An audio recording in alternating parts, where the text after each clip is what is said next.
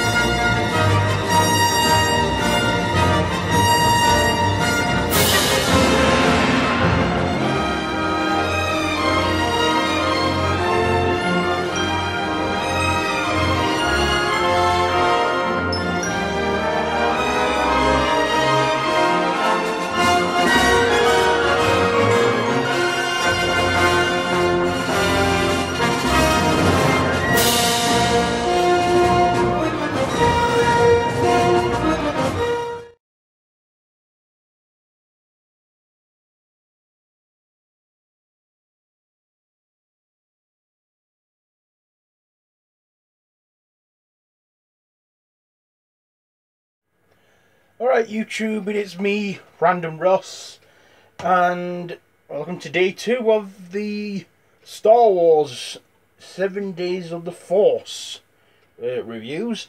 And today sorry, dropped it. Today I'm going to watch and then review after Star Wars Episode 2, Attack of the Clones. So yeah, here we go, about to watch it now. Set the DVD up and that, and and get watching, and I'll be back after this, so see you in a bit.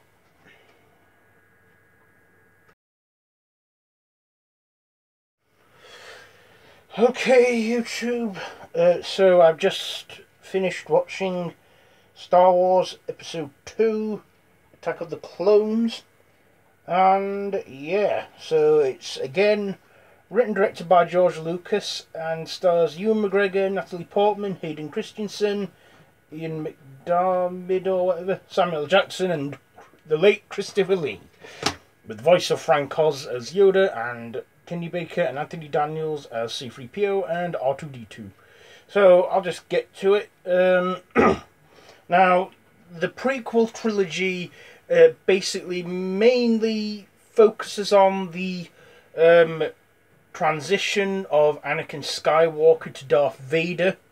In the first one, Episode 1, we see him as a kid, and this is 10 years after the events of Episode 1, The Phantom Menace.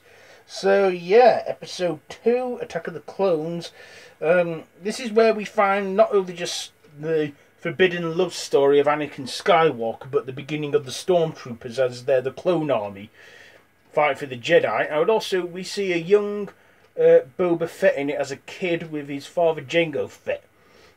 Now, this one, I won't lie, it is probably my least favourite of the whole saga. It is, because it leaves loose ends. I mean, because it's a trilogy, they want to keep it set for the events of Episode 3. But this one, it's just... it's not the best prequel.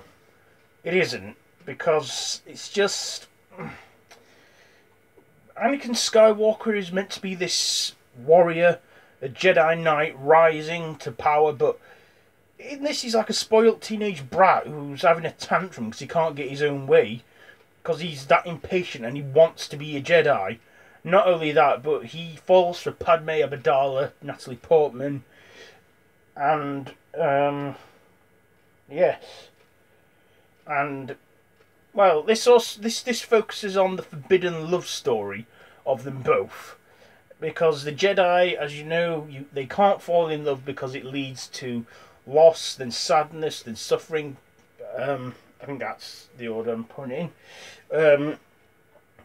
And then it leads to the dark side. It also had Christopher Lee in it, who at the time was 80 years old. 80. His good mate Peter Cushing were in Episode 4. I guess it makes I guess he wanted to be part of this, the Star Wars universe, and he was Count Dooku, or Darth Tyrannus. He was a Sith Lord, powerful, had the whole lightnings from his hands, which were like a nod to Return of the Jedi. He had a red bent lightsaber, like the handle was bent and stuff. And he was really badass. He knocked down Obi-Wan. He knocked down Anakin. Oh yeah, Anakin's now played by Hayden Christensen throughout the rest of the trilogy, and Obi-Wan is still played by Ewan McGregor. He's just a bit older. Still doesn't look much like young Alec Guinness yet. So yeah, we even see Yoda step out of his chair and fight against Count Dooku. This one, I would say, now, I was thinking the episode, at least aside of the Force wins. So episode 1, the light side of the Force won. Episode 2, I would say it's a draw. So this one is like a draw because it does leave unanswered questions and a lot of loose ends. We also see Anakin go to Tatooine to try and find his mother. She's dead, but he finds he has a stepbrother, Owen, who later become, Owen and Veru, who later raise Luke and stuff, look after him and that. And also C-3PO is in old rusted painting, and he gets his gold one though in the Clone Wars series, but these are the films I'm talking about. Again, this is like the first one. Now the prequels, I would say, do have quite a lot of boring Senate hearings, but this one, there were a few cut out of it in deleted scenes, because I've seen deleted scenes in this. Now, even as a kid, I was 11 years old. Sorry, my throat's going. I was 11 years old, and again, I wasn't impressed with the ending. In fact, I wasn't impressed with it much at all. Like, the end, how it ends, where Anakin and Padme are married in secret, and Anakin's got the robo hand. He doesn't. Sorry, I've got a frog in my throat. So Anakin's like fighting, and he loses his arm to Count Dooku, and yeah, it just ends like that. Ends where they're together and in love, and of course that is the first part of his transition to the dark side. Samuel Jackson was good in it as Mace Windu, but like I said, the prequels are probably not this. When they say the prequels aren't the best ones, this is my least favourite. In fact, I can rank the prequels up like that. Episode 2, my least. Number 3 would be the Attack of the Clones. Number 2 would be the Phantom Menace, and number 3, which we'll get to tomorrow, will be my number 1 in the prequels. Anyhow, back to the review on episode 2. Did I find it okay? Yeah, I did. I liked it. I just didn't think it was as good as the Phantom Menace. But yeah, Star Wars Episode 2, Attack of the Clones. I am going to give it...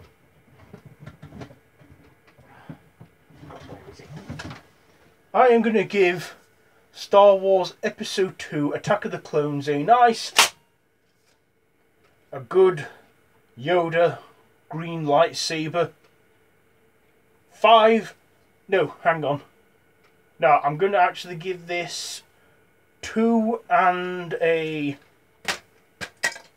2.5 green lightsabers out of 5 for this one, because like I say, it is my least favourite. So that's been my review on Star Wars Episode 2, Attack of the Clones. If you missed yesterday's review or something, you can watch that. I'll link it in the description below for you so you can see it. Also linked in the description below are links to my Facebook and Twitter. You can follow me on both those to stay up to date with me and what I get up to outside of YouTube. And yeah, so tomorrow we'll get to Episode 3, Revenge of the Sith. So please, what are your thoughts on Episode 2? Please like, share, comment and subscribe. And until next time, goodbye friends, and may the Force be with you. Vroom.